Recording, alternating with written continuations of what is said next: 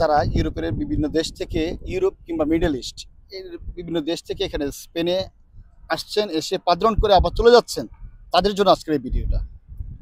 তো দেখেন আজকে আমরা যে বিষয়টা তুলে ধরবো, যে পাদ্রণ নিয়ে কিন্তু অনেক প্রতারণার ফাঁদ আছে। হ্যাঁ, আপনি অনেক টাকা খরচ করে একটা পাদ্রণ করে চলে গেলেন, এগুলো নিয়ে কি কি ধরনের সমস্যা হতে পারে আজকে ভিডিওতে আমরা ওই কথাগুলি কথা বলবো।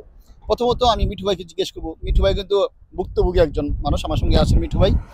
তো মিঠু ভাই, এই যে পাদ্রণ করার পরে কি কি সমস্যাগুলি হতে পারে আপনার মনে হয়, বা আপনি কি ফেস করেছেন? সালাম আলাইকুম। এখন বর্তমান যে পরিস্থিতি আছে, মনে করেন টাকা দিয়ে পালন করা লাগে। আগে অনেক সময় ফ্রি মিলতো। তারপর আমি যখন আসছিলাম প্রায় ১ বছর আগে, ওই সময় টাকা দিয়ে পালন করছিলাম। তো টাকা দিয়ে পালন করার পরেও আমাকে ১০ মাস বা ১১ মাসের দিকে আমাকে এটা বাঁকা দিয়ে দেয়, মানে ক্যান্সেল করে দেয় অ্যাড্রেসটা।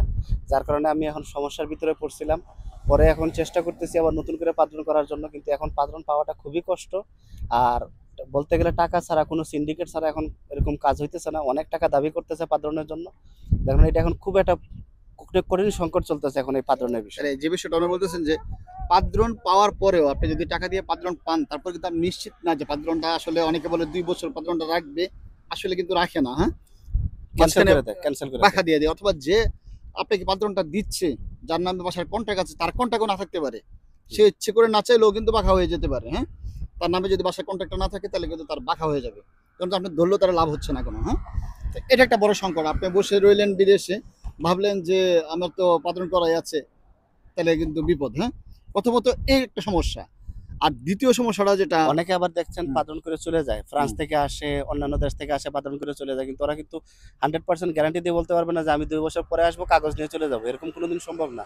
হয়তো এমন আছে ৫ মাস, ৬ মাস, ৭ মাস বা ১ বছর পরে পালন এটা ক্যান্সেল করে দিয়ে দেয়। তখন এরা কিন্তু অনেক সমস্যার ভিতরে পড়ে। এটা আসলে একটা অনেক এটা ইয়ে এটা বিষয়। এটা হলো একটা সমস্যা। একটা সমস্যা হলো, আপনি যখন এখানে স্পেনে এসে পাদ্রণ করে চলে যাচ্ছেন অন্য দেশে, আপনি ওখানে গিয়ে যদি কোনো কোনো কারণে আপনার ফিঙ্গারপ্রিন্ট দেওয়া লাগে, অথবা আপনি কোনো মামলায় পড়ে যান, বিভিন্ন ধরনের মামলা হতে পারে। আপনার অ্যাক্সিডেন্টও হতে পারে, একটা অ্যাক্সিডেন্ট হয়ে গেলেও কিন্তু আপনার নামে একটা মামলা হতে পারে।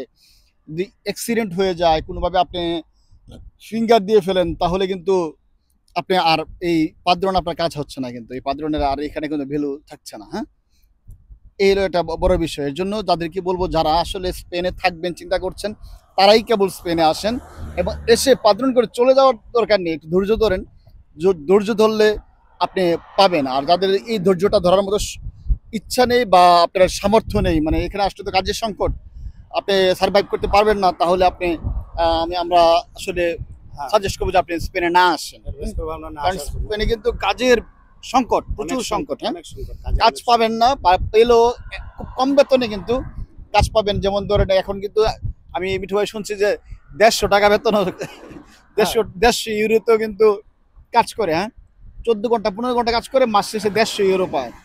তো এইগুলি কিন্তু আসলে মানে কি খুবই বলার, কষ্ট, চলা কষ্ট। কষ্টকর। আর আমরা রুম ভাড়া আছে, পানি খরচ আছে, এগুলাতে আপনার ৩০০ ইউরোর উপরে লাগে। হ্যাঁ, তাহলে ৩০০ আপনি কি ৪০০ ইউরো লাগবে, ৪০০ আপনার হাত ইউরো খরচ লাগে, আছে হাত না, খরচ সব আপনার সহ। মোবাইল বিল আছে, ট্রান্সপোর্ট কস্ট আছে, সব মিলে আপনার সব ৪০০ ইউরো কিছু প্রতি মাসে খরচ করতে হবে। সব দিক বিবেচনা করে আপনি সিদ্ধান্ত নেবেন আপনি স্পেনে আসবেন কি আসবে। আসবেন না। তো আমাদের দৃষ্টিকোণ থেকে বলছি, যাদের অর্থনৈতিক ব্যাকআপ নেই, তারা না আসাটাই ভালো। ভালো।